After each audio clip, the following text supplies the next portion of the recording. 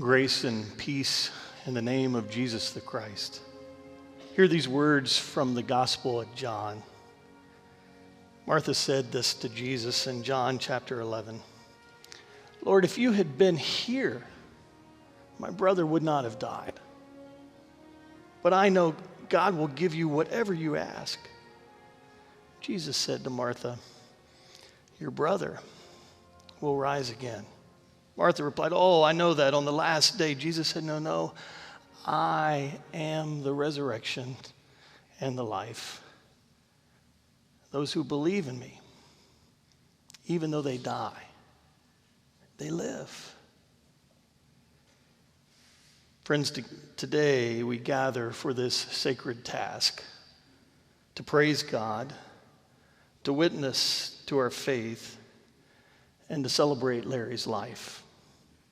Would you pray with me?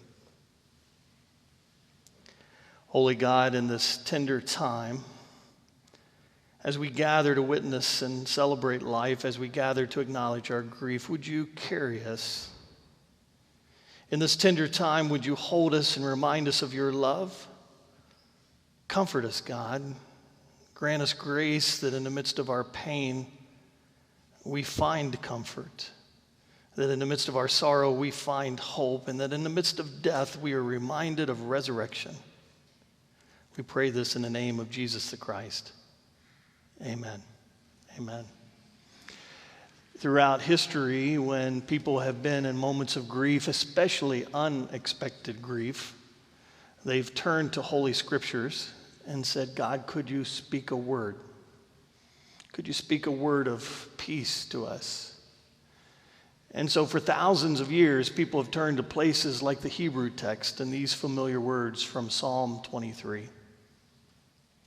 The Lord is my shepherd, I shall not want. He makes me to lie down in green pastures, and he leads me beside the still waters. He restoreth my soul. He leads me in the paths of righteousness for his name's sake. Yea, though I walk through the valley of the shadow of death, I will fear no evil, for you are with me. Your rod and your staff, they comfort me. You prepare a table before me in the presence of my enemies. You anoint my head with oil, and my cup, it runs over. Surely goodness and mercy shall follow me all the days of my life, and I will dwell in the house of the Lord forever and ever. This time I'd like to introduce Chaplain Doug Armstrong.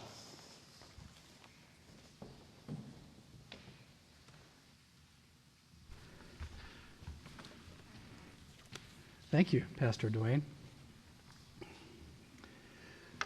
As you said, my name is Doug Armstrong, and I've had the privilege of serving as president and general manager of KTVB for 22 years. I retired in 2018, and for the last 2 years, I've been chaplain of the Idaho State Senate. So I guess I was invited today to serve dual roles today. And we're here to honor and remember Larry Gebert, as Pastor Dwayne said, and to bring comfort to the family. And I, too, want to thank you for coming. And on behalf of Julie and the family, I know they are deeply honored by your presence here and online and in the overflow room. Thank you. There's a scripture that reminds me of today's celebration of life. It reads, we remember, before our God and Father, your work produced by faith, your labor prompted by love, and your endurance inspired by hope. Now, technically, Larry and I had this really interesting relationship. It was wonderful. And I was technically the boss of Larry's boss, but that never stopped Larry from walking into my office on his schedule, sitting down, pulling up a chair, and just having a heart-to-heart conversation. And I always loved those moments. Larry and I knew many of the same people in the nonprofit sector, and Larry always had really great ideas. His favorite thing was to ask, what if? What if we could do this? What if we could do that? And what appeared to be a mountainous problem to some people, to Larry, It was merely a temporary hurdle that we could work to overcome. Now, over the years, lots of people have asked me about Larry Gebert. They always wanted to know, is Larry as genuine and compassionate in person as he is on television? And I would always tell the truth. I would say Larry Gebert is the real deal. And frankly, I knew that if Larry felt he could help someone in his family or community, Larry would swim upstream against the whitewater rapids of our world to overcome and to help somebody. So today we celebrate Larry. Now, using a television analogy, we're going to train 3 different camera angles on Larry's life. The first camera lens will show Larry's community service. Next, we'll look at his work life through the lens of Larry's television colleagues. And thirdly, we'll look through the lens of his loving family.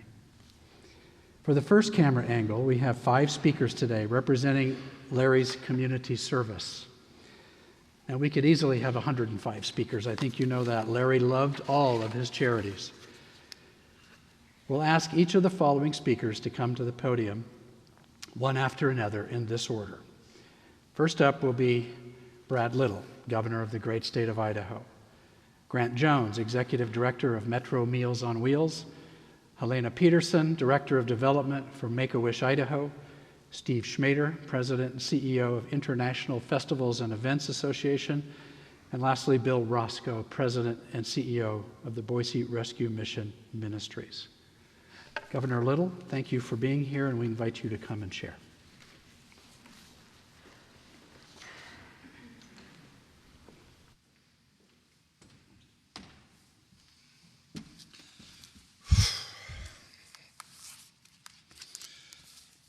I have today an official proclamation from the office of the governor.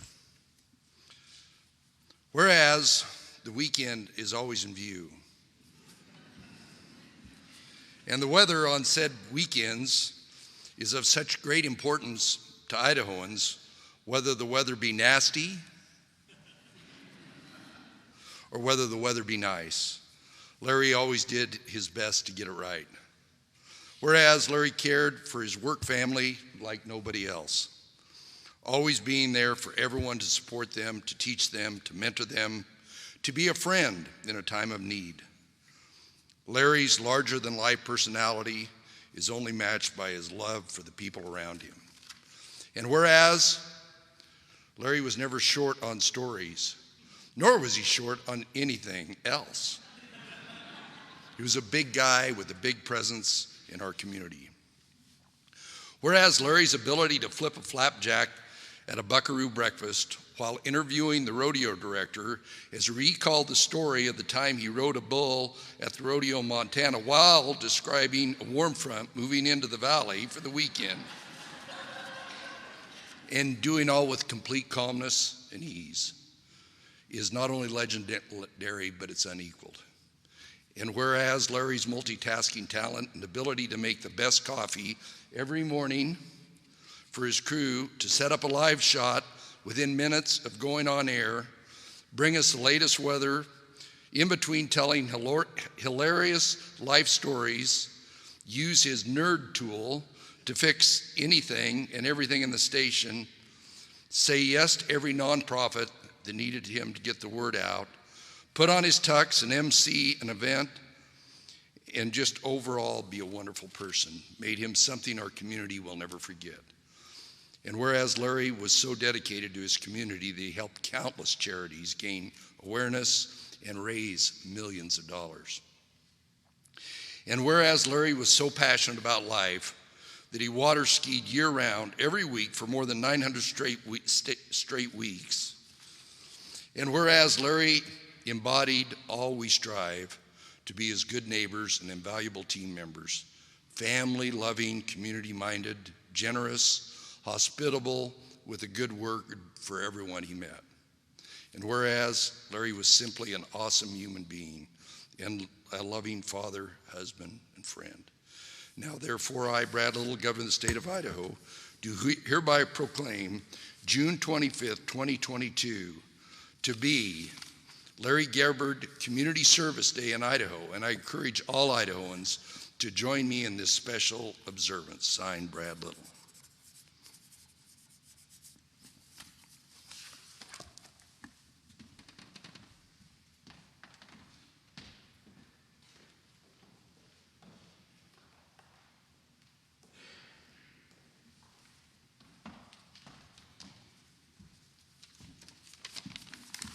Good morning, I'm Grant Jones, CEO of Metro Meals on Wheels. Larry and I go back a long way. We were recalling over the years many hours spent at his radio show, weekends together doing many Boise River festivals, countless Where's Larry tapings, and too many early mornings to count promoting my events, fundraisers, and causes. We shared several things in common. First of all, our birthdays are only 12 days apart, but he constantly reminded me I was much older. We shared a love or sickness for puns. I truly met my match in Larry.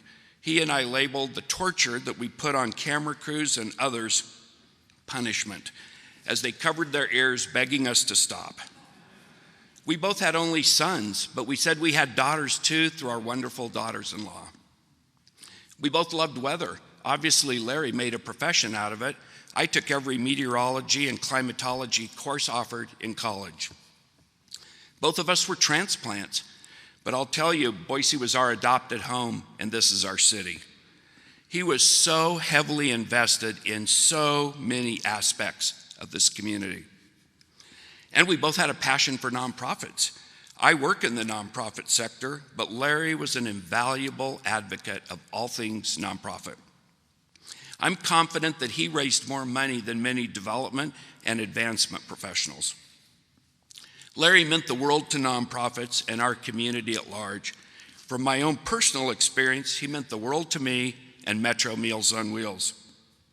When the news broke about Larry, my phone was flooded with calls from employees, and I told Julie, they keep calling me every day and talking about Larry every day. He was a true friend, supporter, and advocate of ours.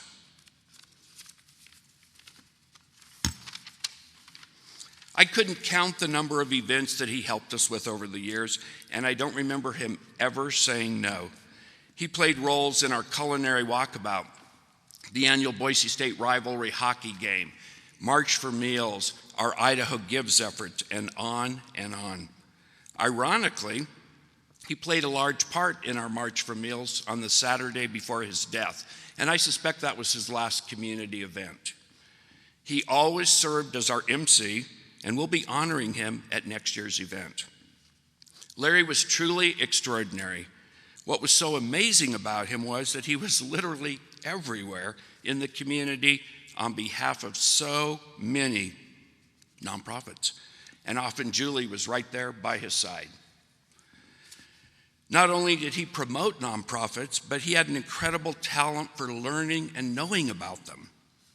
He was a great MC, pretty good at auctioneering too. There is no doubt that Larry leaves an unfillable hole in our community.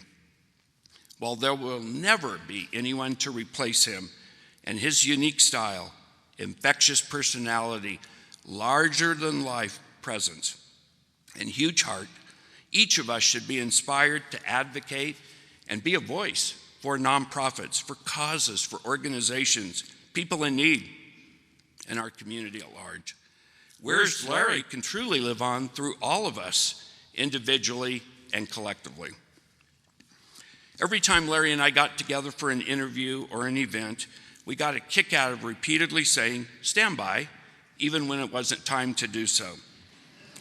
I think I enjoyed it more, but Larry always pacified me. And so to my friend Larry, I want to say for a final time, stand by.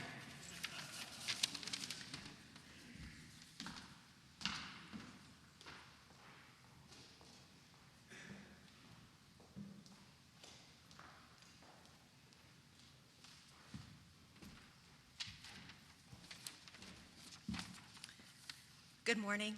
My name is Helena Peterson, and I'm the Development Director for Make-A-Wish Idaho. And on behalf of the Wish families and Wish kids we serve, I am honored to be here today to talk about the impact that Larry had on Make-A-Wish. I am happy to say that I have known Larry I knew him for over 25 years. They talk about how Larry fundraised for over 85 organizations in our community, and I worked for 4 of them. And it meant for me and those times with him I remember just so many laughs. We just laughed all the time, whether we were promoting a play at the Shakespeare Festival, at the Old Park Center site, or standing outside the Egyptian at that early, God, so early, 4 a.m., promoting film premieres for Boise Contemporary Theater. Or there was the time where we were promoting a show for Idaho Dance Theater, and Larry asked if I would teach him some choreography that we could perform together during the next on-air segment. So I did, modern dance, Larry out there, doing what he does best, and we go on air, and moments later, he looks at me and he's like, "What are you doing?" And of course, he was performing the choreography perfectly, and I had messed everything up. And he, of course, seamlessly and generously, spoke to his viewers and said that there were to be plenty of surprises if they came and saw the show. So when I think about Larry, I just think about his generosity of spirit and just the way it just brought everybody into his world and what he was trying to do with his voice and the amplification of it for others. When I came to work for Make-A-Wish, I remember hearing about the Great Polar Bear Challenge that we did, and I kept thinking, Larry is doing what? At what time of year? What is happening? That's so crazy. And then I actually saw the event, and it was the most wonderful, amazing, exciting thing I had ever seen. And again, it goes back to that generosity of spirit, to have Julie there it was a great day to start the year, to have him to just be there and just really, really be involved with our mission. And he cared so much, not only about Make-A-Wish, but about so many. At Make-A-Wish, we often talk about the magic that happens when a wish is granted. We talk about that moment of the wish kid receiving a wish and then thinking he's, a little hope, a little strength, a little joy, that there's a moment where that wish kid can think of a future beyond their illness. Larry's magic was inspiring others to give and ensured a future for so many organizations in the Valley. It was an honor to know him. He was a blessing for so many. Thank you.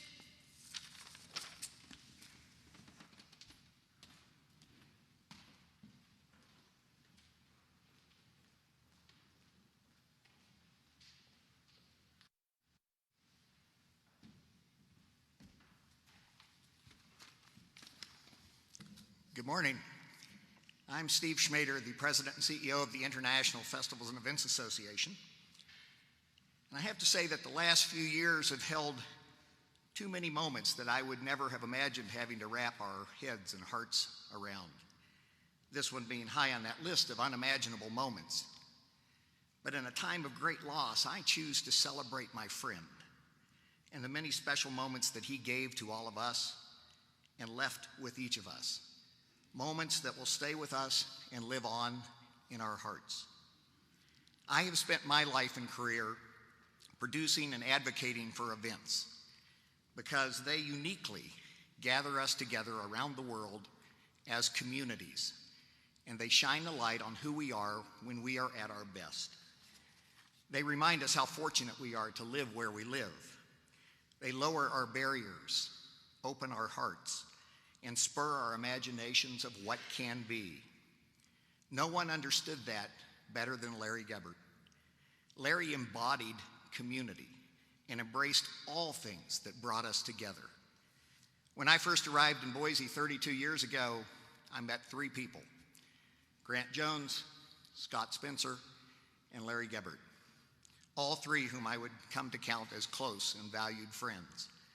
And all 3 whom I would argue have changed our city and valley forever.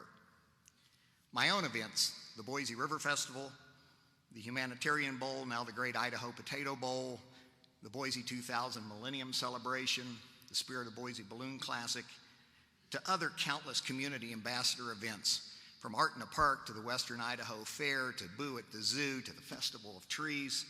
Larry was always the face of Boise events and the heart of our community. Whenever we would gather for an event, I would never cease to be amazed and appreciate the magnitude of all those who embraced and cherished Larry.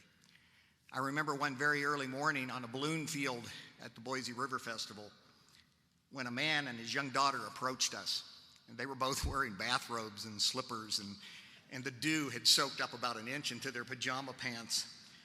And the man said that his daughter had seen Larry on the television that morning saying that they needed to come down and enjoy the balloons before they took off. So she asked if they could, and he rightfully brought her down. And she asked if she could meet Larry and get a picture with him. And Larry happily obliged, and I am sure created a cherished memory for that father and daughter. And that is who he was to everyone. Larry embodied the spirit of what the Boise River Festival was meant to be and of what Boise is. We gather here today as a family, a community of dreamers and doers, of young and old, of artists and dignitaries and diplomats, of all economic and educational backgrounds and every occupation, of every gender and religion and ethnicity and nationality and culture and lifestyle and ability. A Boise family, an Idaho family, a family of Larry Gebert friends and fans, a family that he touched and supported and united directly every single day. Larry once gave me an unofficial award as the purveyor of precipitation after the first Boise River Festival broke a 100-year record for rainfall. An award and moniker that I still cherish proudly to this day. But we also gave an annual award during each river festival. It was called the Pride of Boise Award, that was given in recognition of those people whose lives we aspired to be like and who represented us in a manner that made us all proud. By any rights that I may still loosely have invested in me, I would like to recognize Larry as the pride of Boise. He left us all with endless memories and stories, lots of stories, and laughter and smiles and dreams, as he would remind all of us that we provided to him as well. We were all fortunate to be touched by his life and time with us, and we have all been changed for the better because of him.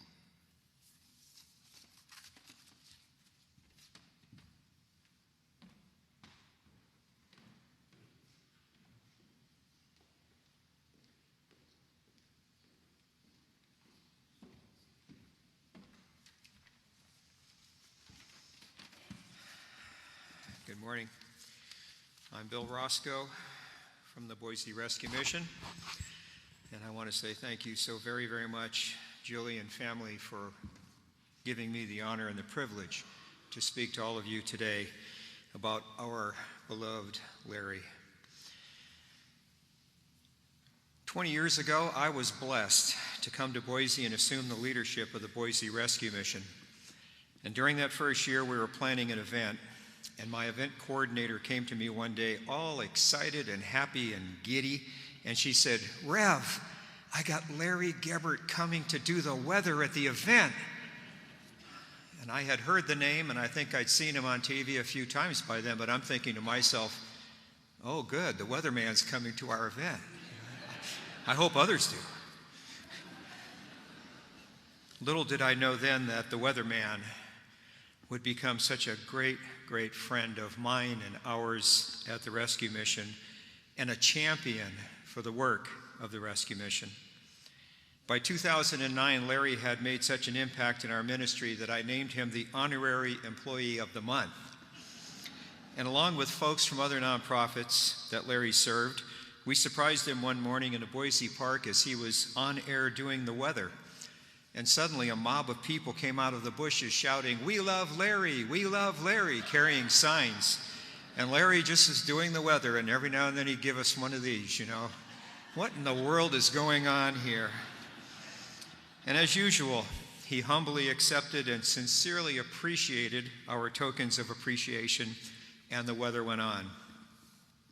All of us have been amazed at how much time Larry devoted to our cause and how absolutely charming, gracious, and wise this man was.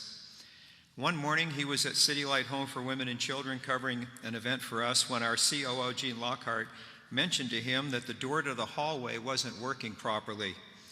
During a break, Larry walked over and looked at the door, and he came back and said, "Do you want me to fix this?" "Well, yes, sure." And so he went to his bag and he pulled out a Leatherman and he took the door off and he fixed the problem and he put the door back on, and that all happened before the break was over. And of course, then he explained to us why it happened, how it happened, and how to make sure it doesn't happen again. Amazing guy. Being the early morning weather guy meant that if he was coming to your event, you had to be the early morning person too, like it or not. And that's how I learned that it's warmer at 6 a.m. than it is at 8 a.m. And one morning, our guy, Jason Billiser, got Larry up early because Larry called him on a Sunday evening and said, "Hey, Jason, the event I was doing tomorrow's canceled. You got anything I can do to help you?" And of course, Jason, being a sharp kid, said, "Yes, sir, we have a motorcycle ride coming up pretty soon." Larry said, "Good, I'll be there tomorrow morning at City Light at 5 o'clock. So Jason had to scramble and get on the phone and find some of our motorcycle riders who weren't expecting this, and find those who were willing and able to make that early morning ride down to Boise and be the backup for Larry's broadcast to make sense of all that he was doing for us. Well, he found a dozen or so riders, and they came, and the scene looked great, and Larry even rode his Big Victory motorcycle down there to be a part of the group. And then between broadcasts, he offered all of us tips on safe motorcycle riding, maintenance, tire pressure, and the best oil to use for your motorcycle. Larry was always thinking, how can I help? That was him. How can I help? And he was such a sincerely nice guy. He made time for us, and he made time for anyone who wanted his ear. Every time I was ever with Larry in public, people stopped by the dozens. "Hi, Larry. How you doing, Larry? We love you, Larry." And he always had time to speak with them and be interested in them. And so our guests at the rescue mission were huge Larry Gebert fans. Every year, he came to our Thanksgiving banquet at this church, and between weather forecasts, he interviewed our sponsors, the BSU football players and coaches, and our celebrity servers.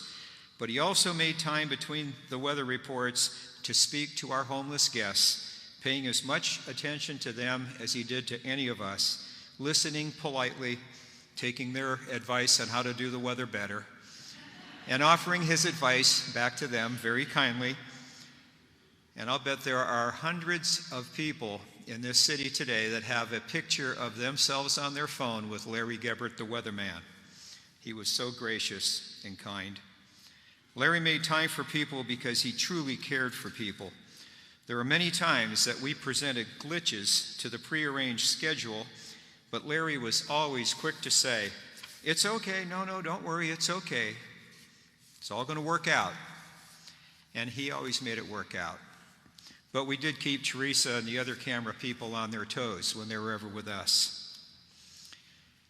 Just a few weeks ago, as my team was planning summer events and our next month Kevin Miller's mission, Larry was going over the schedule with us, and he was so happy and excited, and he said, "This is great. This is just great.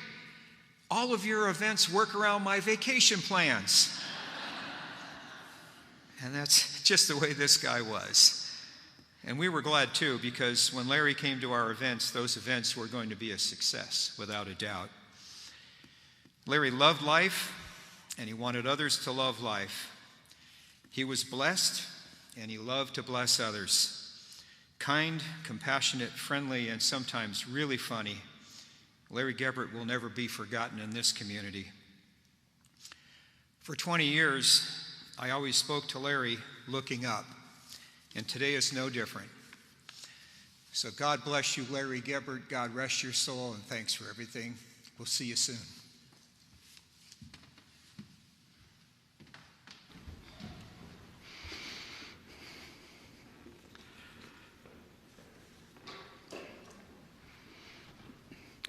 Thank you. Thank you all for your window into Larry Gebert's community service life. And as I said, we could have had 105 speakers today because he loved them all. Now, it's obvious that Larry Gebert has left his fingerprints all over the Treasure Valley. And I'm sure Larry would want me to say to the community service folks, thank you for your service. Next, I'd like to introduce two people who represent Larry's television family, and many of them are here today. I'm looking out and seeing several of them. Thank you for being here. These two people have worked side by side with Larry every day for many years. So Maggie O'Meara and Doug Petcash, please share your memories. Thank you, Doug. First of all, this is a lot higher than an anchor desk. We were thinking that Larry always said, hey, I forecast the weather, I don't make the weather. We're pretty sure that Larry knows very well how badly Idaho needs rain and snow, and so he definitely had a hand in our recent weather. And I have to say, on the bus ride over, our former coworker, Shanti Alsalai said, we always told Larry, hey, great weather. And he would say, it wasn't my doing, but guess what? Today, this is his doing, letting us know that he is in heaven and he is doing well. Larry adored his KTVB family. He was always there to lend an ear, some manual labor, a ride, some solid advice, or a really long story that didn't actually have anything to do with the original conversation, but it took your mind off your woes or you learned something. And Larry's advice, it was always spot on. His mustache was as famous as he is, or maybe just about. He always joked and said to me, because we started working when I was in my young 20s, that his iconic stash was the same age as I was. And it's true. It's true. We share a birthday. I don't know about that, but we're the same age. I have to tell you that you probably have seen this on Facebook, that every Friday, Larry would do Cheesy Friday. It was his way of sharing a little bit of love. He would give us each a cheese stick. It seems cheesy, and it was, but a lot of days it was all I ate because I'm a busy mom who never brought anything to work. So thank you, Larry, for those cheese sticks, and all of my coworkers appreciated those. I have to ask Julie about that, Yeah. because he did it for 12 years, How and much I know money? he was very stickler about his budget. Did he actually have a line item there for string cheese? No. String cheese budget? He No. spent hundreds and hundreds of dollars. We're going to continue that. We're going to continue that in his honor, Julie. Every Friday, as we said, he would bring the cheese. He would also show up at softball games that our coworkers were playing just to be there to watch. He'd show up at your kid's football game. I'm sorry. He would drop everything to go car shopping with you if you wanted that. Teresa, one of our coworkers, needed a helper, and he was like, I'll do it. He did it right between his morning and noon show. And she felt so comfortable with her decision after that. She did. Yeah. And, he would invite you over for the holidays if you didn't have family here. So many of us share that. He was infamous for his prime rib, and he loved giving us a family away from our family with Julie and the boys, and we were embraced there, and it was really special. Larry, of course, adored his viewers. When it came to weather forecasting, he gave his absolute best every day to keep the KTVB viewers and their families safe. That was what it was all about for him. On a morning like today or yesterday, he was spot on and wanted to make sure everybody was safe, and he was just a true pro. He was a pro. And you know what? He loved meeting our viewers in public. He just adored it. He was so tall he couldn't hide, even if he wanted to. And you could just spot him a mile away at the grocery store, anywhere. There's Larry. And he had a fashion impact on some of our viewers. We had to share this because his pants, they are famous. Here's a funny message. A funny message that we received from a viewer. Doug's wearing them right now, and I know several of our coworkers are as well. You'll notice a lot of khakis today. A viewer wrote this to me. Maggie, when my son, who turned 30 yesterday, was little, He requested a pair of Larry Gebert pants. And she said, we've called khaki pants Larry Gebert pants ever since in our family. We love that. We had to share that with you. And sometimes those Larry interviewed had an impact on our viewers in hysterical ways. That's right. I'd like to share one of Julie and Larry's favorite stories. Yeah. Larry was doing one of his live reports throughout the morning at a local church, and it was a fundraiser, of course, raising awareness for their fundraiser, one of thousands of live shots like that he did, but this one really stuck out in his mind. So he knelt down to interview a very shy little girl, and he asked her, "So, do you want to tell us your name?" And she said, "Mm-mm." "Do you want to tell us how old you are?" And she said, "Mm-mm." Kids. So Larry's thinking, how do I get this little girl to say something? So he said, "Okay, will you tell us what you want to be when you grow up?"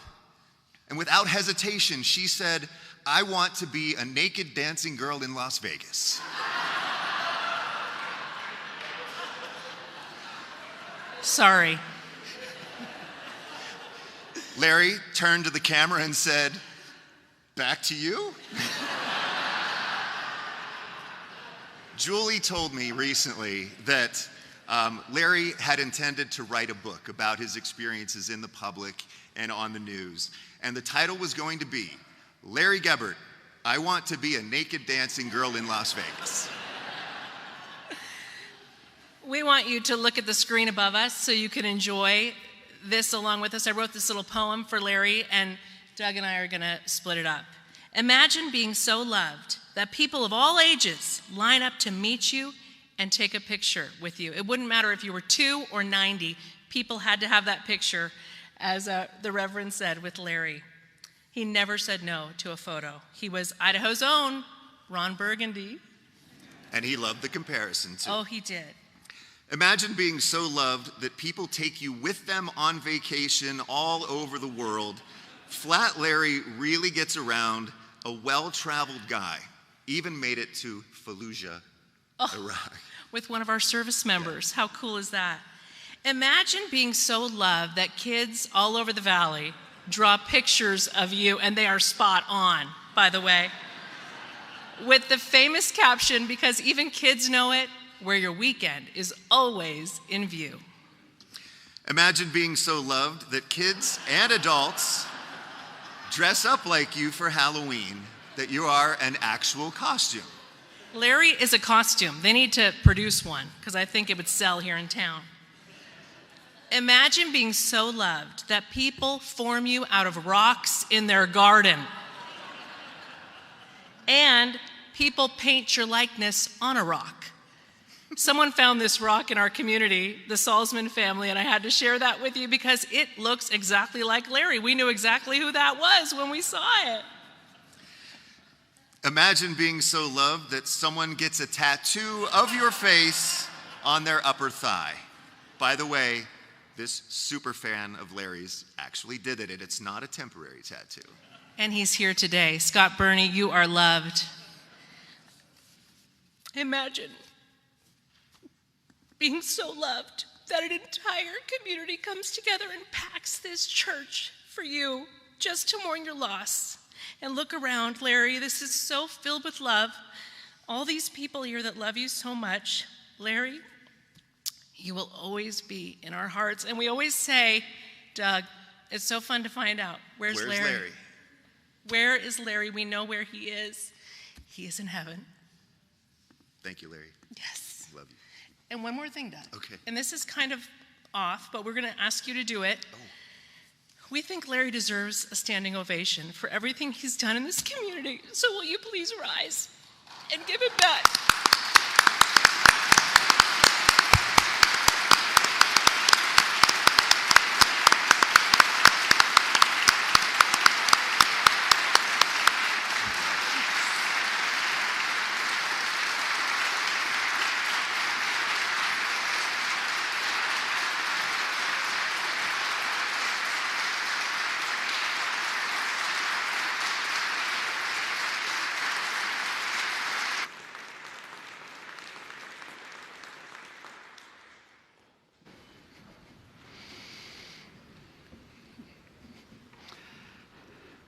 Thank you very much, Doug and Maggie. Wow, you just learned that Larry Gebert left a deep impression on his colleagues at KTVB. It's just so absolutely true. And I can second everything that they said, except I never got any cheese. Never, all those years, I didn't know. I just assumed maybe Kate Morris was expensing that, and that's kind of the way it went. Wow. There's this next beautiful dimension of Larry's life that many of you perhaps didn't get to see. Some did, and that's Larry's dedication to his family and those close friends that were in his life every day. And I had the privilege of spending this weekend with the family, and we spent a lot of time in the living room, laughing, hearing stories, and it was a beautiful time. And we're blessed now to hear from members of Larry's family who will follow one another in this order. First, we're going to hear from a dear family friend, Bob Mills, followed by sons, David DiDonato, Mike DiDonato, and Austin Gebbert. And then Larry's brother, John Gebbert, will speak. And finally, Larry's amazing wife, Julie Gebbert. So, Bob, we invite you to come and share.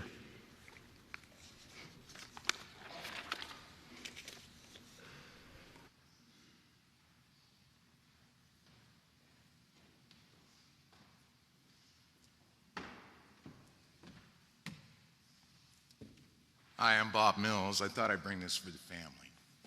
I'm probably going to need it too.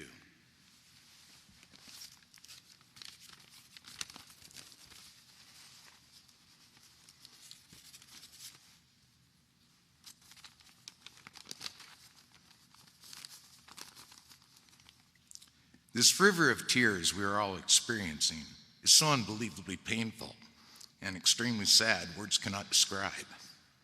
Our friend would want us to find great joy and a healing laughter as we remember his larger-than-life persona. Larry was pure of heart. True friendship is uniquely rare, harmony in our life. Larry was that harmony that made us all strive to be better people. Always inspiring us to a new level of kindness, I will always remember how Larry's eyes would twinkle and dance before the punchline of an original joke he had just made up. Usually quite funny, but sometimes not so much. Yeah. It was always infectious. When my dear friend would introduce me to people, he would always add, "This is my best friend." After Larry passed, it made me reflect on what a best friend truly was. You know, a best friend, he knows your credit card number by heart. He knows every one of your passwords. He always had my back 24/7. Larry knew our gate code and garage code. But most importantly, he always knew where I had hidden the bottle of Crown Royal I couldn't find. I'm honored and privileged to have had that level of friendship for decades with this wonderful man. We shared our darkest moments and our lightest light together. The pain of divorce, the agony of hearing your worst nightmare, you have cancer. I was the first to go through that ordeal. 1 year later, as fate would have it, Larry came down with the exact same cancer. Helping each other and with the help of our beautiful wives, we made it through those dark times. I remember when Larry, when he met Julie, he was over the moon in love. He had finally met and married his princess. A few years later, I met and married the love of my life, Debbie. Larry and I felt like we hit the lottery, the two luckiest men in town. As fate would have it, we introduced the girls a couple of decades ago. Amazingly, they became best friends almost overnight. We were inseparable. Larry would call me with an idea for a great adventure. Deb and I were always on board knowing it was going to become epic. Cruising the Caribbean or a 5-star all-inclusive resort were always on the menu. I would give Larry the green light. Later that day, he would call to inform me we were booked and good to go. I would ask when we needed to pay, and he would always reply, "Hey, bro, you already paid. Remember, I know your credit card number. It was so true.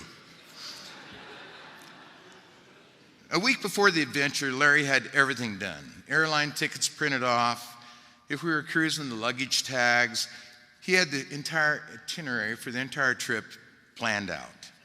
These adventures always consisted of Larry making a Riley Dog production video of our adventures. We enjoyed 2 decades of the Four Amigos. Larry would work on these videos for weeks when we get home. When he was done, he would call and go, "Hey, bro, it's showtime." That consisted of a ribeye steak dinner, Larry's favorite, and then the movie. He would always tell us before the show, "Hey, this is 20 minutes of your life you cannot have back." It's a great reminder of the silly, goofy antics we shared together. These videos are a true treasure. In closing, if you truly have best friends, like Larry and Julie are to us, always give them a hug. Every time we'd leave the Gebberts or they would leave us, we would always tell each other, "Hey, we love you guys. Until we meet again, bro, we love you, and yes, mustaches do rule."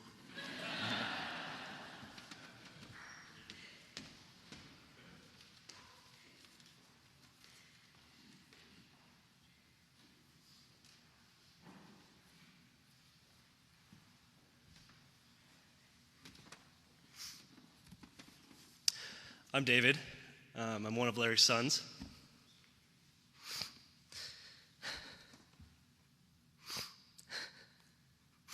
When something like this happens, you can't help but reflect back on your life.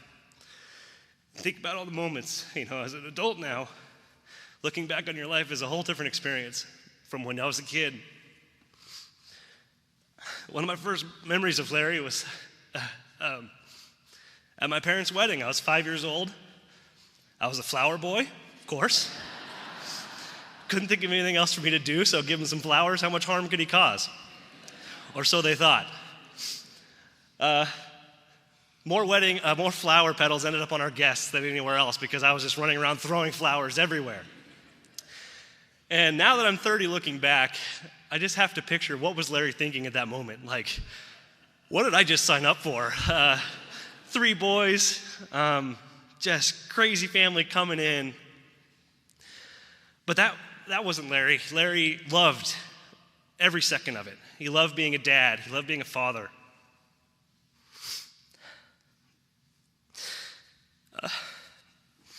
Larry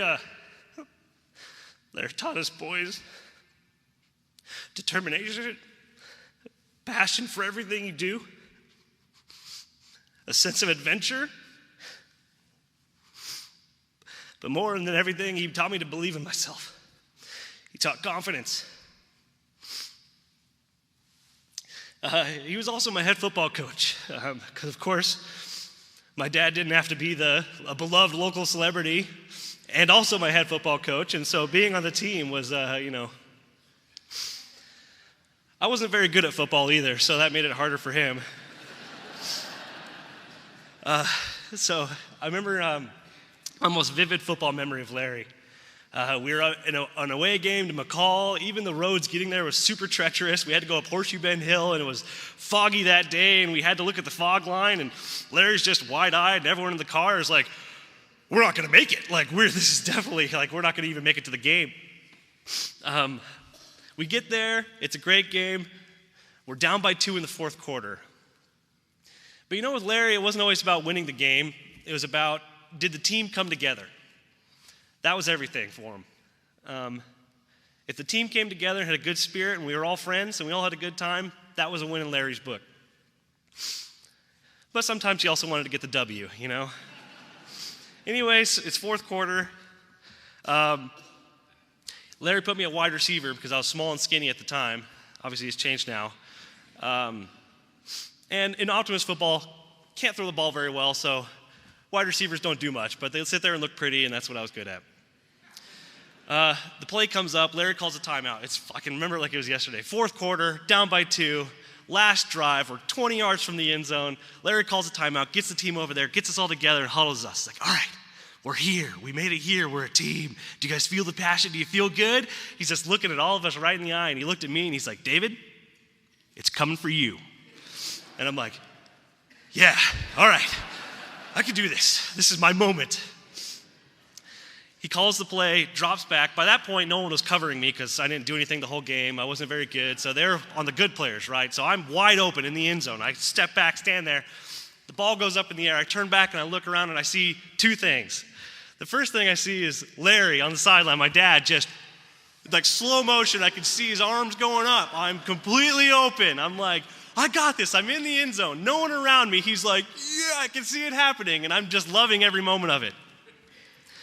I enjoyed that moment a little too long because the ball hit me right in the face. Bounced off my face mask, went 10 yards, hit me so hard it knocked me to the ground, and I just laid there in my wallow in defeat. And here's something looking back that made Larry what he was. He didn't come running over. He didn't come like, oh geez, let's get you up, let's brush you off. No, he didn't do that. He made me get up off the ground myself and come walking over to the team. And he said just one thing. He said, it's easier to use your hands next time. So make sure to put your hands together when you catch the ball like I told you. And haven't forgot that since. And then with Larry, there was always a sense of adventure. And one of my times growing up, it's a small one, but it sticks out to me and as a great memory. It was 4th of July weekend.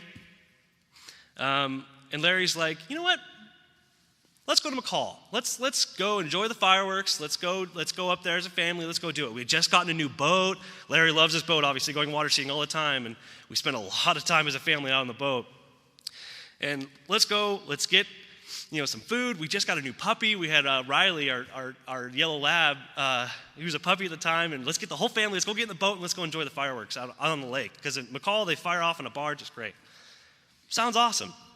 So we get all together. I'm like 11 years old at the time. So, can you imagine like two 16-year-old boys, an 11-year-old boy, my mom, Larry, my dad, and our puppy dog. Like, holy cow, it's a lot on this little tiny boat, but we're having a great time. We go out there. It's chaotic. Things are happening all the time, right? It's a lot of stuff going on. We finally get out into the lake. The sun's going down.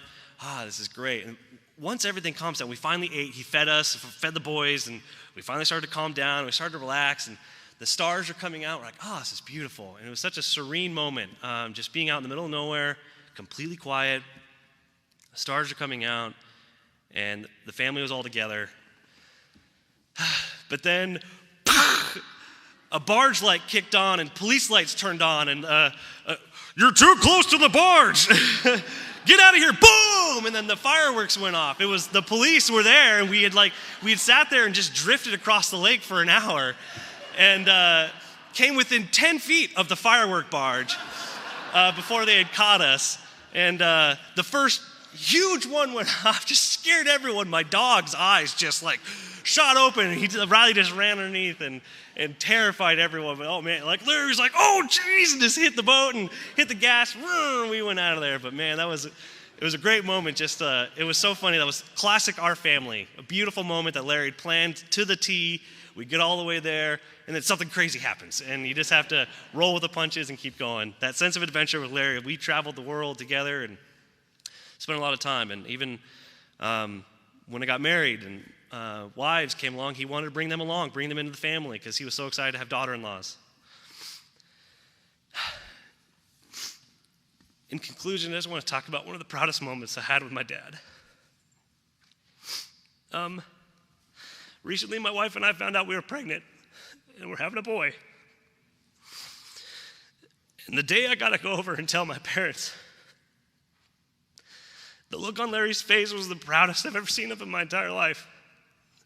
We had to do a thing, right? And so we got a little onesie, and we wrapped it up and gave it to my mom and said, it was a late birthday present or whatever. We opened it up, and Mom's like, did you give me a sweat rag? What is this? And like, oh no, it's a onesie. We're pregnant. And Larry just like stood up and was like, whoa. I've never seen him so shocked, like, whoa, you're actually pregnant now? Oh, man. So, and then he just gave me the biggest hug, and I can see he was so proud, and I could feel it. And all I got to say is, Larry, you were a great dad, and it's going to be my honor to keep that going forward. And I love you. Thank you.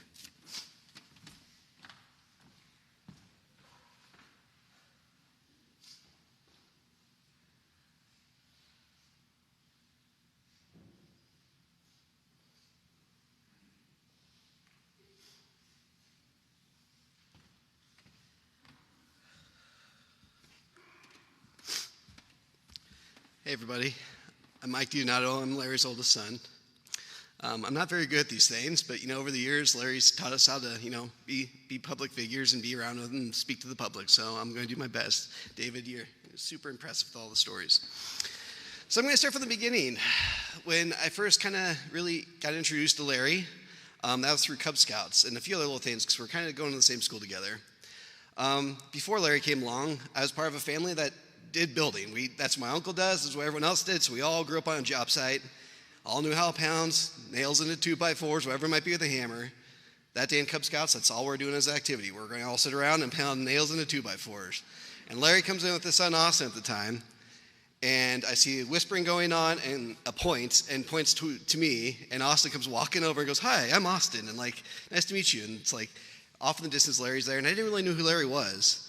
But come to find out, Austin had no idea how to use a hammer or pound a nail into a 2x4. And I was like, well, maybe I think back now, maybe I gained my patience and my compassion at this moment because Larry's in the room at the time with us. Never would have thought that, going in the future, that would be my dad, Austin be my best friend going through school. We, had so many years, we're almost the exact same age. Over those years, David hit it on it. Larry did an amazing job doing everything from family vacations, we're going through a transition period as a family, and he made everything work. If it was loading up the old truck with the fifth wheel and driving down to Disneyland, we were going to do that.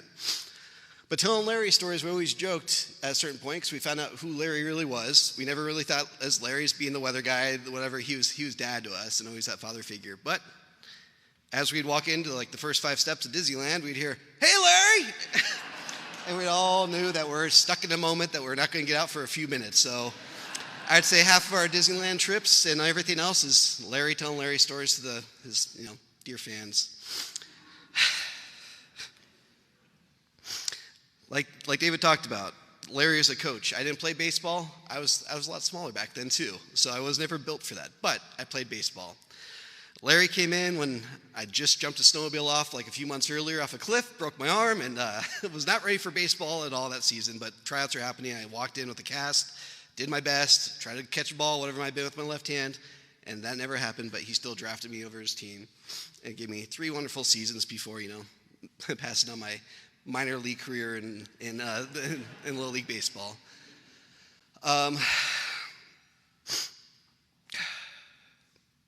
I want to tell a story because David did a great job telling some stories about Larry. As you know, Larry's came from Montana, and that's where one of his brothers still lives with his family and his mom, who's still up there in Great Falls. So we'd go there and usually do a yearly trip. She lived in Great Falls. We'd go play mini golf. That was kind of the fun activity. We'd maybe see some dirt track racing, whatever it might have been. But I was hanging out with Grandma, and that was, a pretty calm time. Wasn't super adventurous. So on one of the ways back, we're driving back down through 55, looking down the Payette, and we saw these people whitewater rafting, and my mom looks at it and goes, "I want to do that tomorrow." And Larry kind of just choked up. He's like, "All right, well, let's figure it out." And my mom's super eager, and Larry's a saint for putting up with all of our stuff. But so Mom, next morning, goes to the rental shop. We have this raft that's all folded up at the pump.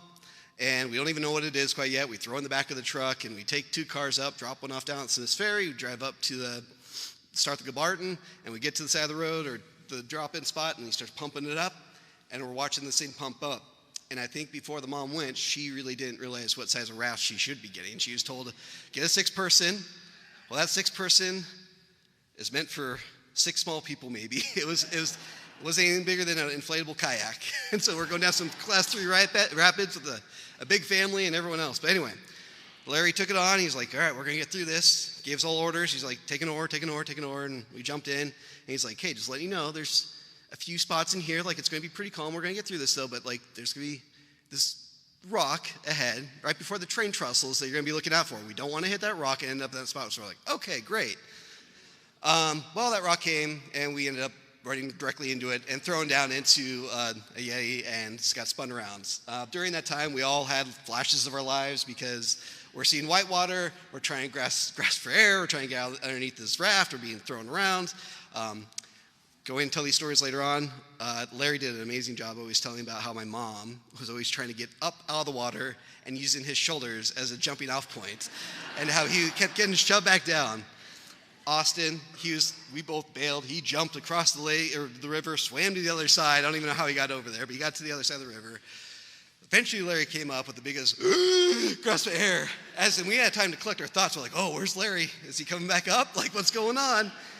And you see the look on his face. He's like, oh, my goodness. And we're all trying to collect our thoughts. We all got on the shore. Us boys, we're all just emotional. We're like, what are we doing here? Why are we here? Why is this going on? And Larry being Larry talked us through the whole process. We made a game plan. Austin's across the way. He's like, hey, Austin, you're going to have to climb up through the shrubs, get across. The train trestle's right there. We'll meet you to the other side. Build these plans up. And Larry looks at me. He's like, you and I are the only ones. We got one oar.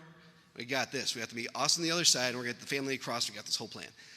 But we have one more huge rapid underneath the train trestle that we're going to have to get through. So you ready for this? We're going to have to dig hard and get through it and try to get to this one part of it. And I was like, yep, I'm ready, Larry. He's like, okay. He looks at everyone else, and they're not ready. They're all just like, we need to call life flight. We need to call rescue. Like, we're not getting out of here.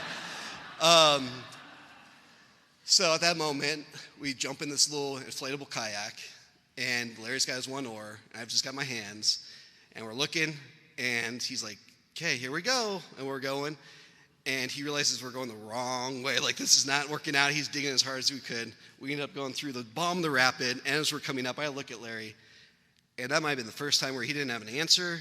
He didn't have confidence. He was just a lost soul at that moment. We both were, so we were in it together. And all he did is he figured out, we just got to dig. So we dug hard. We broke over the crest over the top of the rapid, and we made it. Luckily, there's a whole bunch of kayakers that just were collecting our stuff as we're coming along because they saw all this debris, coolers, oars, shoes, whatever it might be, and they're collecting, and they're like, hey, I was waiting for someone to come over. Like, where have you guys been? So that was such a relief at that moment, but he had to go through the whole process. We could go all day telling the story. It was hot that day. My brother's dying because he's barefoot at the moment because he lost his shoes. He's trying to get over the train trestles, and it's just soaking hot tar out of the wood and burning his feet. It was awful, but we made through it, and that just shows how Larry, how passionate he was about trying to make the family happy, get through this whole moment. He knew in the back of his head, it's like, this is a horrible idea. Like, why are we doing this? Coming from vacation, why do we go through this? But he always supported us through those things and made the best of it. A lot of people know, and a lot of people kind of don't know. I've always kept this a secret, but Larry got Dave and I especially into our careers. In high school, I was looking for a direction of where to go and what I want to do, and I've always had a passion with video cameras, whatever it might be, putting videos together. And Larry always supported that. So, talking to Doug, and I've heard these stories. He advocated, he pushed so hard for us to be able to take that chance and work with the TV station. And Hans hired me. I worked in production for a little bit of time, and then eventually I was like, I think I know what I want to do. I want to be a videographer. I want to go shoot news stories with Brian Holmes or any of those people from back in the day. And Shanti Alsley hired me. He's like, hey, I know this is an entry point, but what you're going to have to do is you're going to have to be Larry's photographer in the morning for a period of time until you figure out if this is right for you. And I was like, don't worry, I got it. So I spent a year with Larry. We did everything from hanging out at the rescue mission to all the nonprofits, and I got to see a different side of Larry that we knew about, but I got to experience. I got to be part of Larry's life, his work life, for a good year or so. I eventually moved on, worked my way up, did other things, and have been supported all the way through it. So I appreciate Larry's, giving us and always being supportive, like David said. I'd like to wrap up. We got to talk about water skiing. Y'all know, whoever's gone water skiing with us, and what Larry's famous sayings are if it's your first, second, or third time: never let go of the rope until you can taste the bottom of the lake. I could look across at many people, Laura, everyone, my brother-in-law Steve, like they all had to go through that, and it worked. They never let go, and usually most of the time you didn't taste the bottom of the lake, but you bounced a few times and you got drugged and you drowned yourself almost, but they never gave up, and they always stuck to that line. And I just want to say, that water skiing was a huge thing for Larry. We went all the consecutive weeks, the months. Like Tyler Arbaugh and I did, I think, 3 years of consecutive weeks with him and his dad. And the four of us, we'd go up every morning, cup of coffee. We'd stop, get Pringles, whatever might have been on the way back, and just have that time to chat with their dads. And I think it was more giving them that time and spending time with them. We knew it was quality time. And wrapping up, I just want to say, Larry, I promise we'll never let go of the rope. And we'll never forget the impact you had on all of our lives as a family and what you gave to us. Thank you.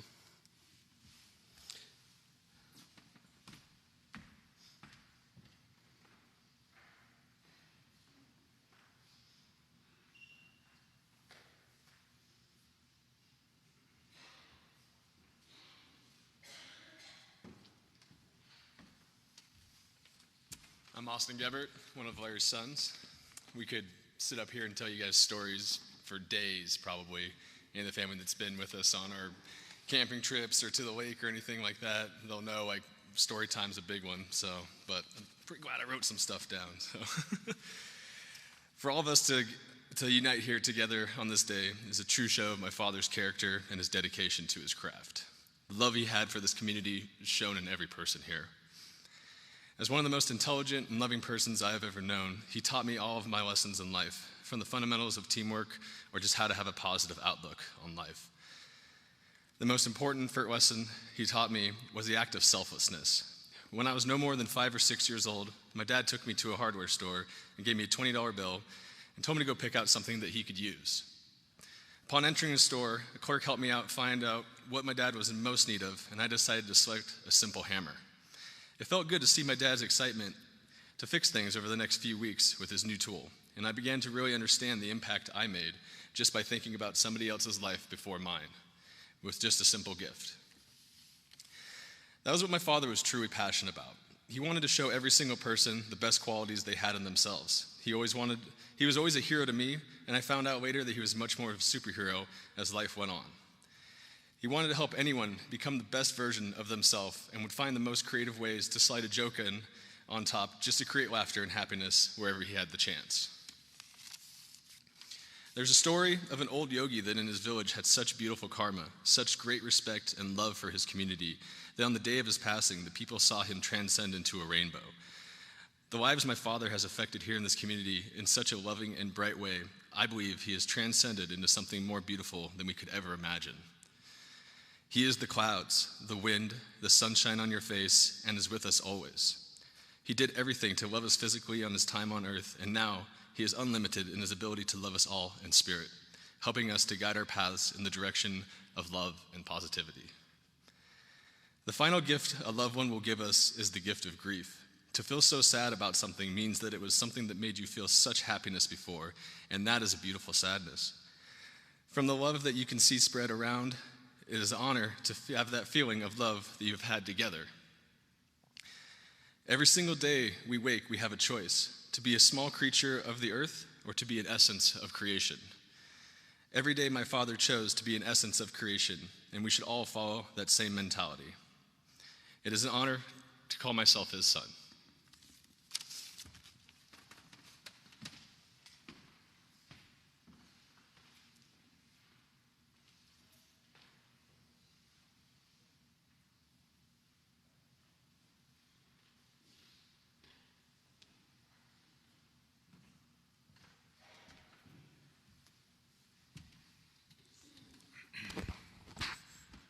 I'm Larry's brother, John.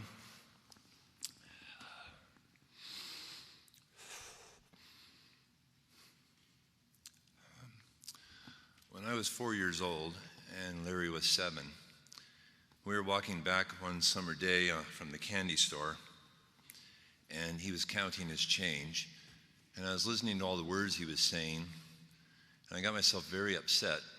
And I finally blurted out to him, I said, I don't understand how you're doing that. You have all those coins in your hand. You're saying a different word for every one of them. I can't do that. I'll never be able to do that. What if I had a bucket of coins? I'd have to have a different word for every coin in the bucket. This is not possible. Nobody can do that. And he looked at me and he said, oh, I see what you're thinking. Here, sit down on the curb. And he sat me down on that summer day and he said, how far can you count? I said, I can count to 10 and I know some of the teens. He says, well, don't worry about the teens right now. Don't worry about the teens. He says, just go 0 through 9. And when you get to 9, start over at 0 again. But then put a 1 down next to it to tell you that you've made it to 10. And I said, 1 next to a 0. I've seen that. That's what 10 is? And he says, yeah, it's just a 1, 10, and then no more. And I jumped off the curb.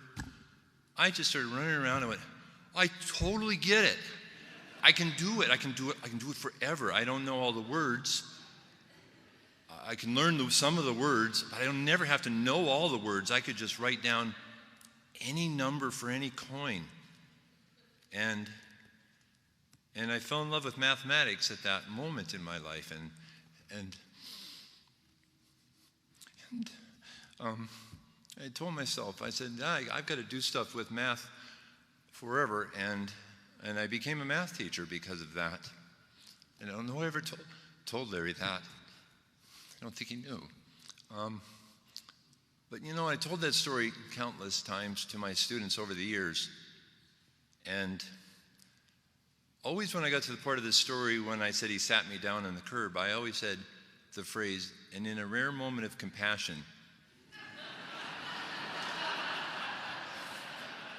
Larry sat me down. And I've been thinking about that story, of course, a lot the last week.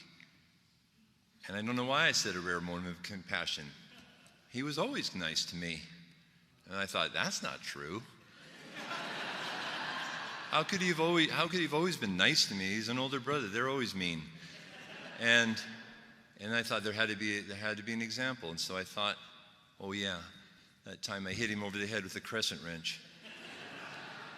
He super didn't like that. So he chased me up the street. I made it pretty far, and he caught a hold of my collar, and he punched me in the back of the head, pretty hard.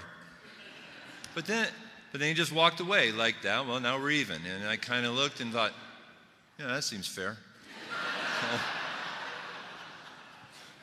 But to be fair, it was a pretty hard punch. I could only see shades of green and white for some number of minutes afterwards. But then, after my vision cleared, you know, there was no hard feelings. I don't remember him ever saying, why'd you hit me with a wrench or anything like that. So, just went on. So the last story I'll share with you is when we were in college, we lived together in a trailer, and of course, he was the cook, and starting his culinary career, I guess. And one night he was just super excited that he's going to make this special chicken dinner for me, and I didn't know what was so special about it, but he said, you just sit on the couch, and I'll bring it to you, because we usually ate our dinner on the couch. And he says, it's just working out perfect. It's just the most perfect version of this dinner. And I go, oh, sounds cool. And so he sat it down on the coffee table next to me. He went back to get something else, so I reached for the plate, and it slipped out of my hand, kind of. So I reached really fast with my left hand, and I kind of bopped it up in the air. Well, oh, crap. And so then I reached for my right hand. But when Larry turned around, what he must have seen was what looked like me spiking his dinner like a volleyball. And it just went everywhere. And I remember the befuddled look on his face as he just stared at that scene. Why did John just spike my dinner? And he just sat there, and he looked at the mess, and then he looked sad, and I knew why he was sad. He was sad because I wouldn't get to eat his dinner. Larry always valued our relationship, and I will miss him more than I can say.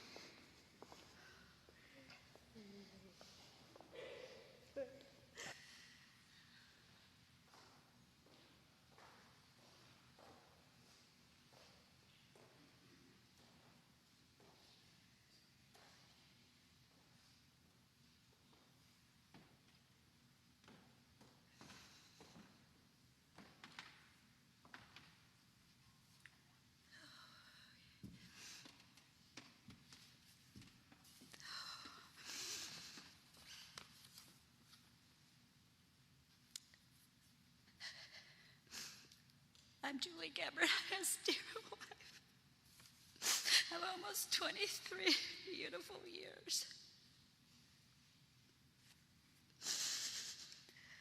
I just want to say thank you for all the nurses and the physicians at St. Alphonsus who took care of him. And thank you, KJ, who took care of our family. When we were just not knowing and we were so scared, we had no idea what was happening. And she was just such a calming voice. And she really took care of us. I want to thank everybody for all the flowers, the food, and the sympathy cards. I haven't read any of them. And this week will be my other time for a different type of reflection in my life. I want to thank KTVB and the family who Larry loved so much and so appreciated. I want to thank KTVB family who knew how important it was to me to help facilitate Larry's celebration of life, the countless hours of KTVB family to make this ceremony special. This is what he wanted. This is what I wanted for him. Maggie, Doug. He enjoyed working with you both so much, as he said. It was an honor to work with such talented people. And a special thank you, which I haven't seen the video, for Kevin Islinger, who put the video together that you folks are going to eventually see. You'll see a glimpse of our life. And thank you, Kevin, for doing that for us.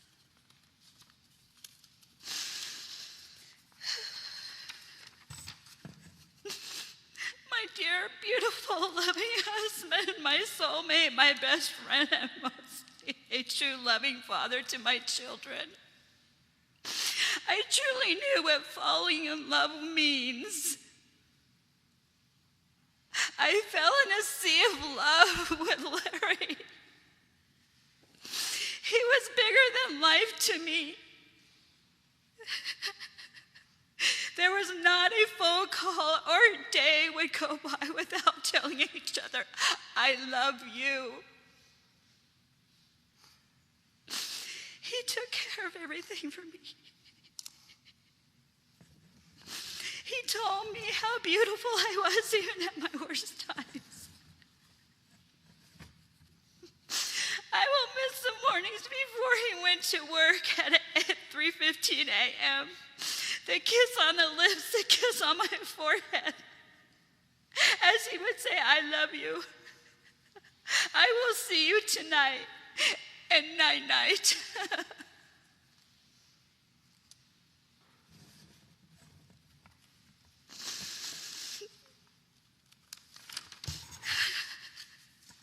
Almost 23 years of marriage, we love life to the fullest while maintaining our careers. Camping, boating, RVing, going on cruises with family and our best friends, Bob and Deb. Taking separate cruises to get to know. He booked cruises and paid for these cruises to get to know his daughter-in-laws one-on-one. He wanted special time to get to know each one. He was big on planning future vacations. He loved our vacations. He always would plan them 2 years out. We knew exactly what was happening. It's pretty amazing. My life calendar was planned, and now it's kind of got a void, a big one. We supported each other's dreams. One of the biggest was that Larry wanted to become a certified scuba diver, which he did in Cancun, Mexico. On a vacation with our best friends, Bob and Deb, he was just so happy to get his diving card. Just so happy.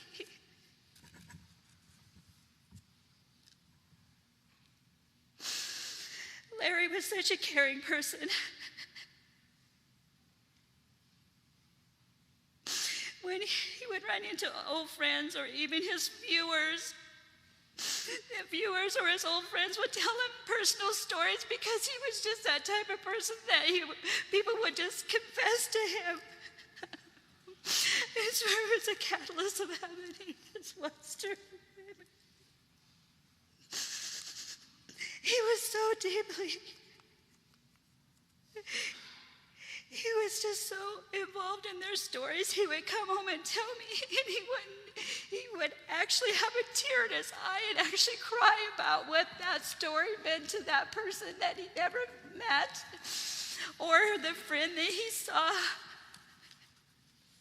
That's just how passionate my husband was.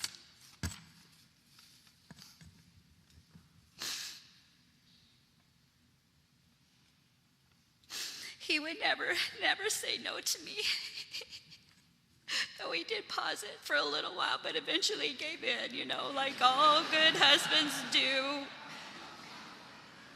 Everything, to animals, to cars, to RVs.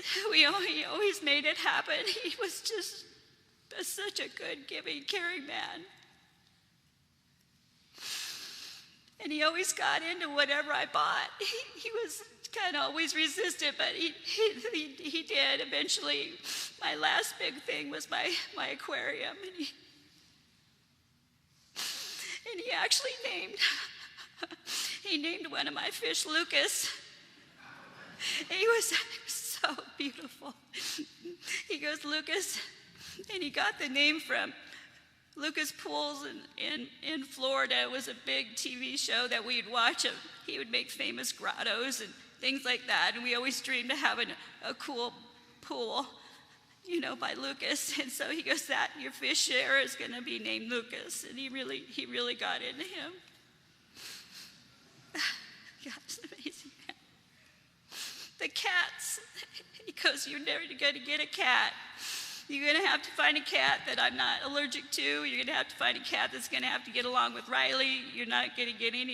It's going to be hard for you to find this cat, right? By God, there was an ad in the paper, and I took my boys and I said, I think we found this kitty that's just going to be perfect. This kitty actually was raised with Labradors. It was short hair, calico. And I brought her home, and I set her on the ground, and she just fell in love with Riley. And he goes, oh no, I got a cat. Yeah. And he loved that cat.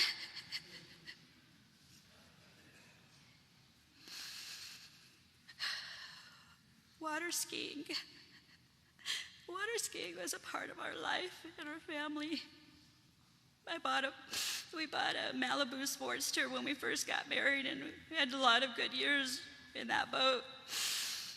And then, of course, here I go again, you know, we need something new.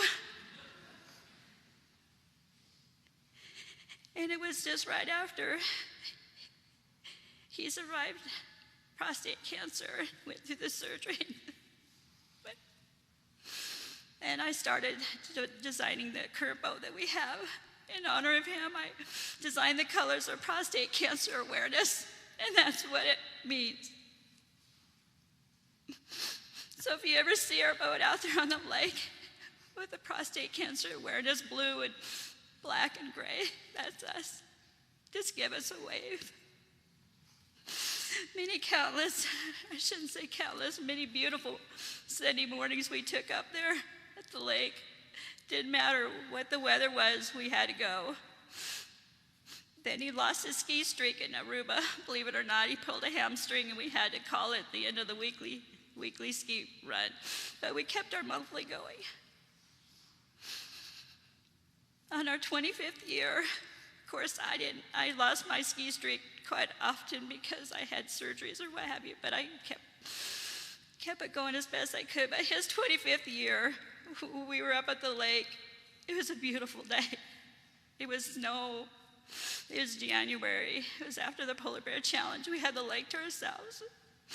And we always had certain water that we just loved. He liked glass. It had to be just a mirror. I liked a little fuzz on the water, a little bump.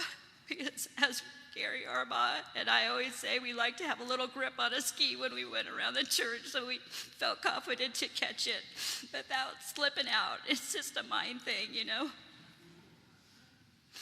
It was a beautiful summer day, and we just looked up at our Heavenly Father and said, thank you for a beautiful day at the lake.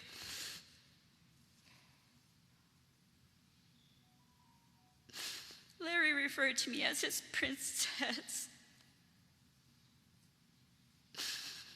When his final passing, I whispered in his ear, and I said, honey, I will always be your princess. I love you. I will never, ever forget you. And one thing I gotta say, guys, is this: when we were wrapping around with the boating, he always said, and I'm gonna look at my family and my friends who know this, another successful day at the lake.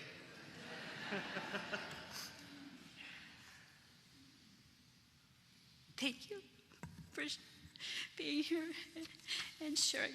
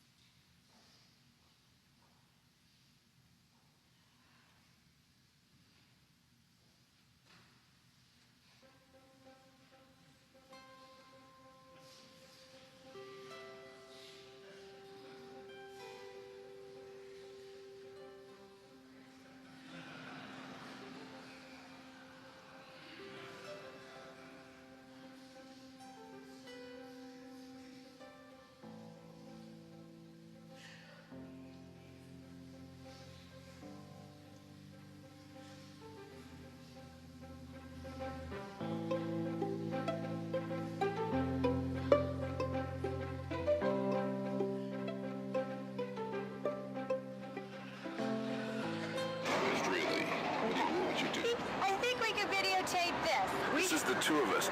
Note that I'm not nearly as angry as she is about this.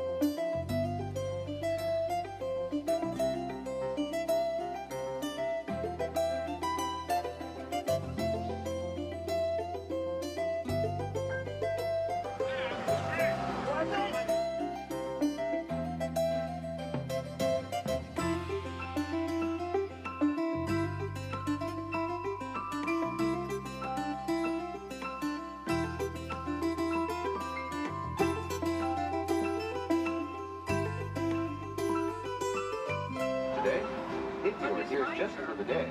Our one-day park hopper ticket offers same-day admission to both this.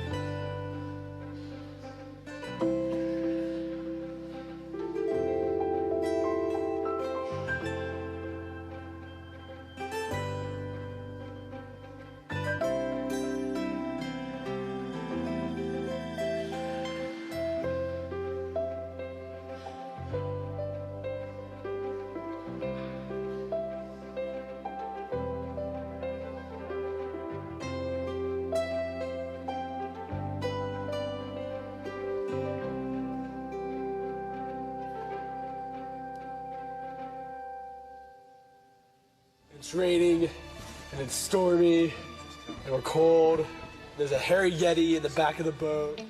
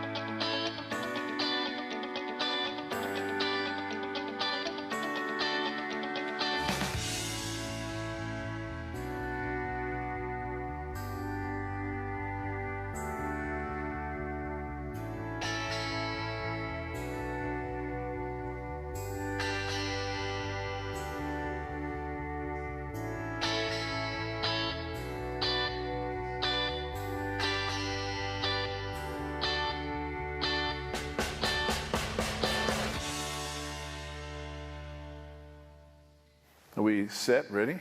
Okay. Kind of fell in love with the idea of broadcasting and working in broadcasting, and it seems like it's worked out.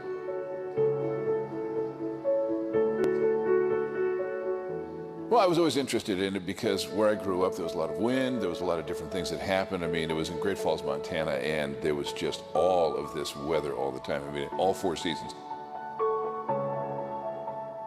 I've been doing other things in broadcasting, but I really wanted to focus just strictly on weather. I mean, and the community. And I really do both. I mean, I still feel that I do both of those. I mean, community activities and also the weather. But yeah, that all started right here at Channel 7 back in 1991. What are you doing, clowning around down there, Larry? I am. I'm down here with a couple of clowns. You're running for which office? Mayor. I'm over here by the real handlers of Elsie. I just want to know why you have to handle Elsie from the backside. Well, just in case she releases some things that we don't want to hit the floor. You know, it's nice, too, because, see, this guy has got like a, you know, he's a great big guy with a mustache. Does that remind you, too, of anybody at all that you know? Big guy, mustache? Come on, everybody, come on, let's get into this. Okay, now, yeah, there we go. See, look, very nicely done, very nicely done. And look, I have to show you guys something here for a second. See, we're gonna illustrate something. This was Roland Barris at approximately 5:05 this morning, and then the phone call from our producer. I don't know what you're talking about. We're over here at the Department of Law Enforcement. And of course, the Post Academy also uses this facility. And by the way, Actually, this all started out, you know, we used to just come up here and water ski, and we kept thinking, well, why aren't we doing, you know, something for somebody else? News Channel 7's Larry Gebert and some friends have met up here New Year's Day for the last 6 years. This time, they got the Make-A-Wish Foundation involved. From there, people got pledges to raise money for the cause and made a promise to go in the water. Even Larry got on his water ski. I had to go over $1,000, and then I told everybody that I would water ski in just my swimming suit, and I did because I got over 1,000. Didn't make the 5,000 for the Speedo level, but that's okay. Because there's a little bit of rock ledge and stuff, so, you know, I mean, sometimes pieces of rock kind of fall off a little bit, and so you got to, you know, you get a little bit down in your face every once in a while. Were you scared right there? No. That guy just fell on you. Oh, well, he didn't, not exactly, because he's on his own rope, see? There it is, the world's shortest St. Patrick's Day parade. But, Buzz, did you get a chance to see the parade? You haven't? It's over, Buzz. Watermelon, coconut. Oh, my. Larry? David's doing pretty good. Not bad. For a guy who just came back from Alaska, he learned something. Okay. Oh, man. Thank you. Yeah. Well, it sounds like a lot of people deserve credit for making this project worthwhile. What is Barbara saying? She says, I didn't get a chance to tell Carolyn that you're bringing her a cake, a little sampling, just for you. Bread. Well, Barbara needs to get the last word in, and my last word is thank you to all of them. Carolyn says thank you to you. Thank you, Carolyn. Make sure you get it. We don't trust him. Well, you know, I didn't get to be this size by accident, you know. I know how to eat. Go!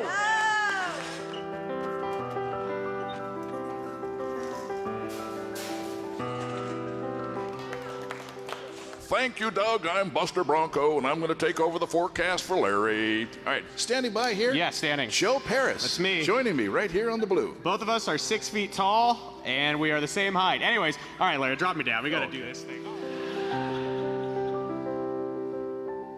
I appreciate everybody who has ever walked up to me at a grocery store, on the street, in a park, at an event somewhere, just to say thank you, because they always come up, they have something very nice that they want to say, and mostly they just want to say that they've watched every morning of what seems like their entire life, and I know that makes me feel old, but I still recognize the fact that they appreciate the fact that I'm there for them, and so I appreciate them being there for me.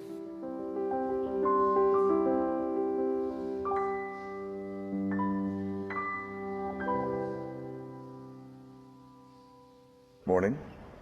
It's day 3. Feels like a lot more than that, but we We're having fun.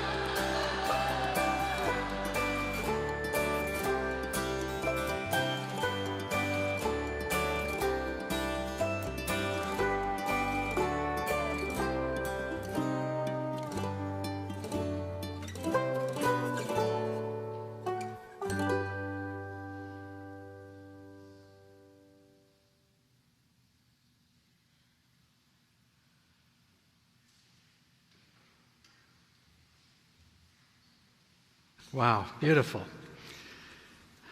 Well, I have the challenge of summing up this moment. And, from our speakers today, obviously, among other things, you learn that Larry Gebert was unique, completely unduplicated, swam upstream against the current, charted his own path, said never let go of the rope, and marched to his own drumbeat. And there's many other ways we could say it, but Larry was surely unique. As I was studying for today, and after talking with the family, I was drawn to one metaphor that kind of summed Larry Gebert up for me. And it mirrors much of what you heard today. The metaphor comes from the Holy Land of Israel. I've had the privilege of touring in the Holy Land 3 different times. And the tour guide once explained to me the symbolic nature of the Jordan River. And this Jordan River metaphor made me think of Larry. You see, upstream at one end, the top end of the Jordan River, is the Sea of Galilee. It's a freshwater lake brimming with life and contains over 25 different varieties of fish. But about 85 miles downstream, at the bottom end of the Jordan River, is the Dead Sea. And the Dead Sea is 34% salt with virtually no animal or plant life, and it is literally the lowest point on planet Earth. Now, according to Jewish tradition, the Jordan River symbolizes the human journey. And you and I are either symbolically swimming upstream to the life-giving waters of the Sea of Galilee, or you're floating downstream to the Dead Sea. There's no in between. You can't tread water in a flowing river and hope to remain stationary. Now, the Jordan River is also symbolic of birth. Some children are born upstream and can look up and see all the wondrous possibilities that life has to offer. They can visualize the possibility of being a doctor, a teacher, or a meteorologist. Other children are born downstream near the Dead Sea, and perhaps these kids are born to addicted parents, abusive parents, or maybe no parents at all. These kids have to look at the Dead Sea each day. Larry Gebert had a heart for those who were born downstream, and for those who had floated into their own Dead Sea of life. Larry had a heart for the hungry, for the homeless, for those who were addicted, for those that were terminally ill or somehow abused. But in spite of these grim situations, Larry supercharged and multiplied the efforts of our local charities.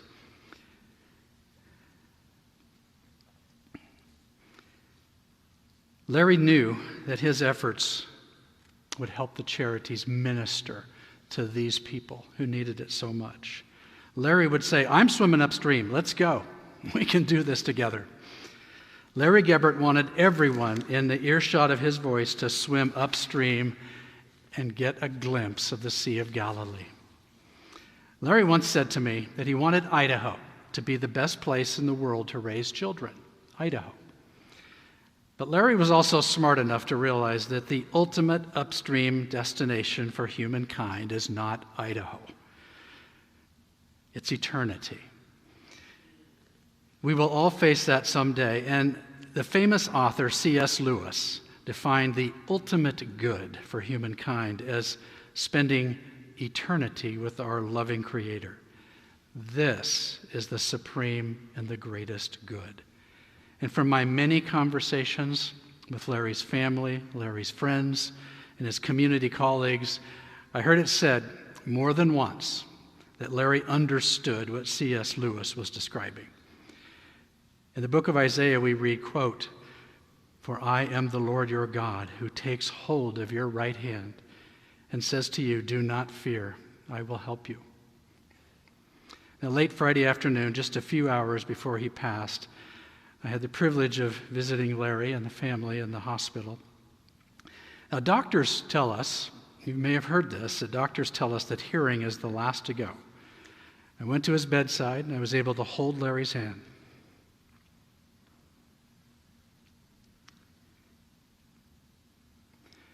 Thank him for his service, what he meant to all of his fellow colleagues at Channel 7.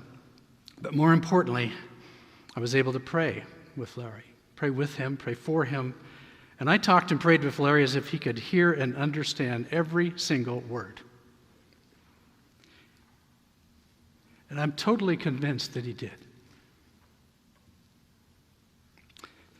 Now, remarkably, in only 5 days, the Easter resurrection story will be remembered and retold on every continent in the world and in every language in the world. 1 Corinthians says this, quote, "God raised the Lord and will also raise us up by his power." Now, in closing, I'm going to pray and then give some instructions, and then Pastor Dwayne and I will do a benediction. Will you please pray with me? Heavenly Father, I pray that Larry's desire for Idaho to be realized, that Idaho would be the best place in the world to raise children. And Lord, I know Larry would be pleased if we would all make a tangible effort to support one of Larry's favorite charities, perhaps on Larry Gebert Day. I pray that we will all be challenged by Larry's example, and that we will all be willing to swim upstream ourselves against the sometimes difficult current of life. I pray that during this Easter season we will all seek after and find the ultimate good described by C.S. Lewis. I pray a blessing of peace upon the Gebbert family, that they may be comforted, that they may be inspired with the knowledge that Larry would want them to carry on, to persevere, and to hug and love each other daily. May God bless you and keep you and make his face shine on you and be gracious to you. May God turn his face towards you and give you peace. And I pray all this in the name of Jesus. Amen. And before the benediction, I just want you to know that on behalf of Julie and the Gebbert family, thank you again for coming and celebrating the life of Larry Gebert. We respectfully ask that you remain seated as the family is escorted out after the benediction. And then watch for the ushers, and you will be excused row by row, starting in the front, to please exit. And we ask, if you want, to please walk by Larry for your final goodbye and farewell. May God bless you, and thank you again for coming.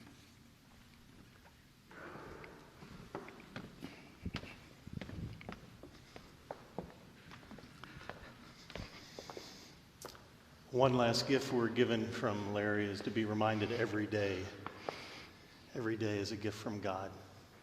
And may we use it in such a way that it's a gift for someone else.